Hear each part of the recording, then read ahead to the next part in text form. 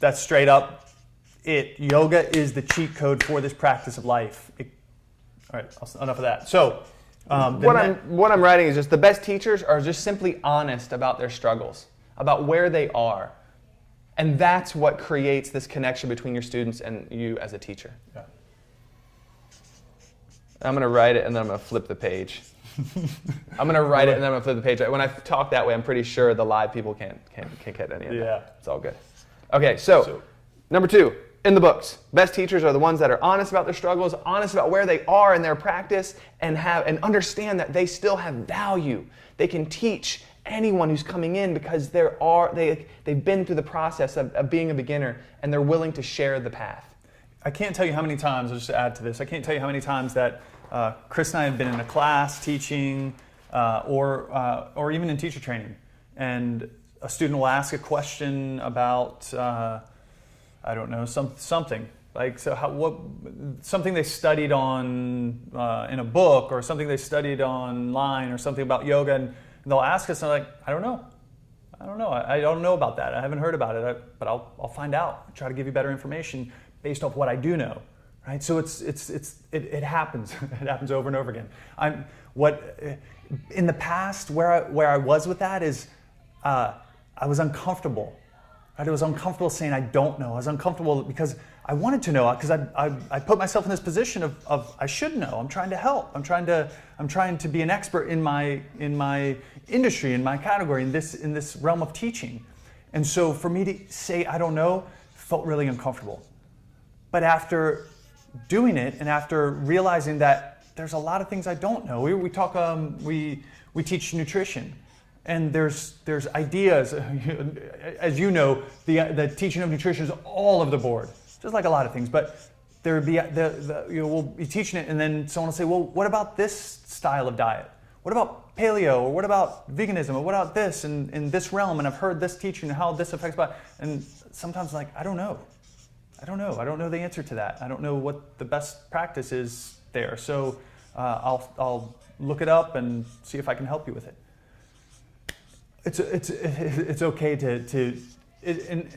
it's better than okay to be vulnerable. It's the most important thing we can do, is to let down this idea of we have to be perfect in our realm. To say, I'm going to be effective at what I do because I'm going to put in the work to know, and then when I bump up against something that I don't know, I'm not going to try to make something up. I'm going to say, I don't know. I don't know, but I'll find out for you. So number 3, here we go. Can I read this one? Yes, you may. Yes. Carry on. The best practitioners are not always the best teachers. The best practitioners are not always the best teachers. When we were going through teacher training, we talked about it in yesterday's training. We went through, our first teacher was Jimmy Barkin, as far as like who we went through our teacher training with. And he knew one individual, I won't name him, because he may be watching. No, I'm just kidding. Probably not. No, definitely not. And he said, like, as far as like in the Bikram yoga world, he was the high watermark, like the best at both the right and the left side. He said, as far as the balanced practice, because we all have like asymmetries. If you're right-handed, you have a dominant side that's stronger and another side that's more flexible, and it happens like there's asymmetries all throughout the body. So to be able to like perform advanced poses on one side and equally as good and advanced on the other side is like crazy challenging. It takes an incredible amount of work. Now this person had like one of the most advanced practices in that style of Bikram yoga and had maybe the most boring, unimaginative, and heartless classes. No judgment, just discernment. This is what our teacher said. Like he wasn't engaging. He couldn't articulate how he got there. Some people who are effortless, like when they come in, if they've had like a gymnastics background and they come in, all of a sudden they can do a handstand, they have the hardest time actually teaching people how to get there because they've forgotten how they got there. They forgot the work. All the hard work they put in to get to where they are. Maybe it's been that long, and it's been so long ago that they can't articulate the path.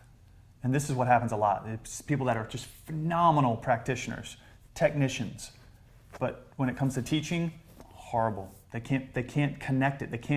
There's no framework. There's no understanding of how I can educate this person in such a way that gets them really good really fast. Right? At some point, advanced postures will not make you a better teacher. And this is the key. And it comes back down to, I think what we said a couple times in the beginning, is that this practice is not about gymnastics. Yoga has nothing to do with advanced poses. Some of you watching right now are like, what? I've been spending years trying to do a handstand, and you're going to tell me once I got my handstand down, it doesn't mean anything? No, we're not saying that. What we are saying is that the ability for you to do a handstand is not going to create a better marriage for you, right? Your ability to do a handstand is not going to create a better relationship with yourself. Your ability to do a handstand is not going to create the ability to have a better work life, a better intimate relationship, a better relationship with food, with money, with all of these components that make up the practice of life. What we're saying is that an advanced practice does not make you more skillful at the practice of life. Yoga is the cheat code for life, guys. This practice, what we do, is the cheat code for life. It gets you really good at life really fast. Advanced poses don't equate to advanced life practice. Now, the practice, the work, the forging, the discipline, the steadfastness, the commitment to practicing an advanced pose, to learning how to do a handstand, there's benefit to that, right? There's the ability to focus on a goal and say, okay, I'm going to work on it and work on it and work on it and work on it and eventually get to that goal. But it's not the goal. It's the person you become on your way to achieving it. That's the juice of this, guys. So you could have the most advanced practice, but that doesn't mean you're an advanced yoga practitioner. It starts at some point to get a little bit more into a gymnastics state. And really what it comes down to, Chris, I'm going to jump to Chris's thought right now. Stop. I'm inceptioning you, dude. I'm Right. like planning. I'm I'm just just planning. reading. Everything he's saying is from me. I'm just like, throw it into his brain.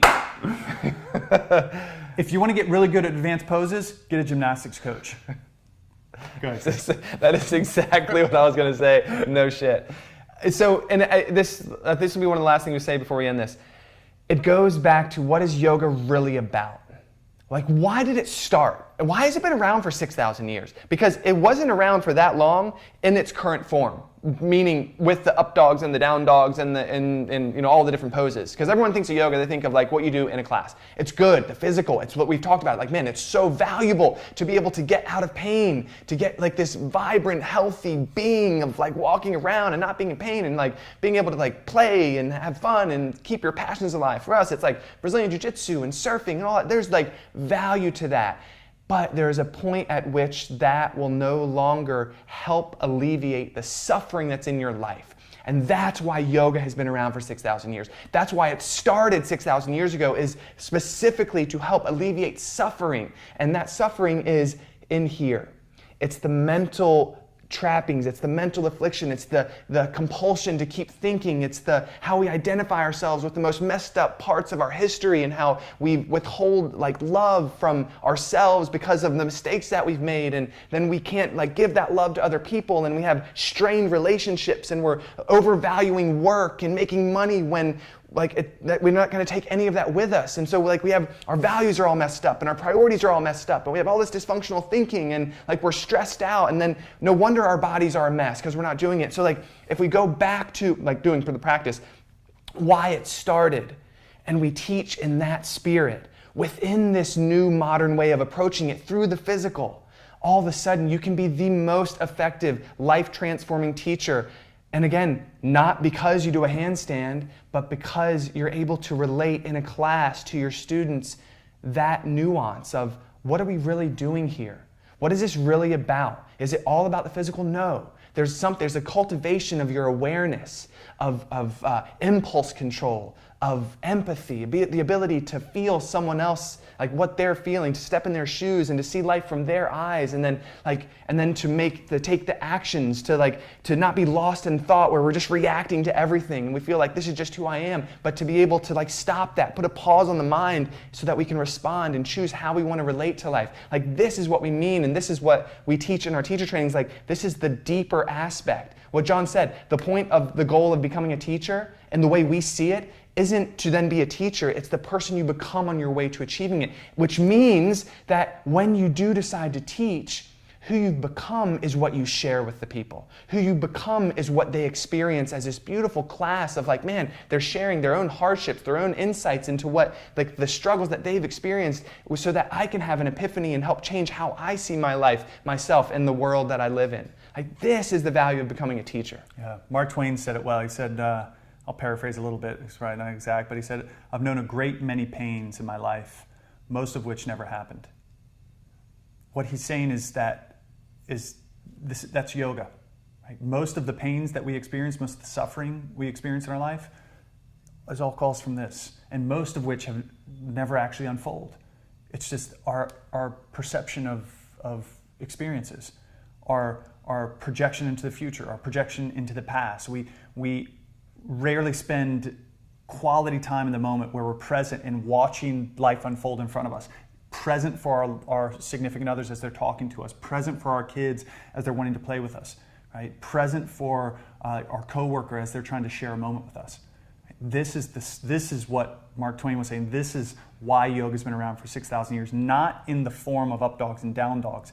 That's just a few hundred years old, right? In the form of the ability to relieve suffering in our lives. The ability to relieve suffering in our lives. This is why it has legs. This is why it's lasted thousands of years. This is why it's still around today and why it is not going away. And it is not about doing crazy advanced poses. It's about how can I most effectively help people relieve that suffering, relieve that pain that they're in. This is what the world needs.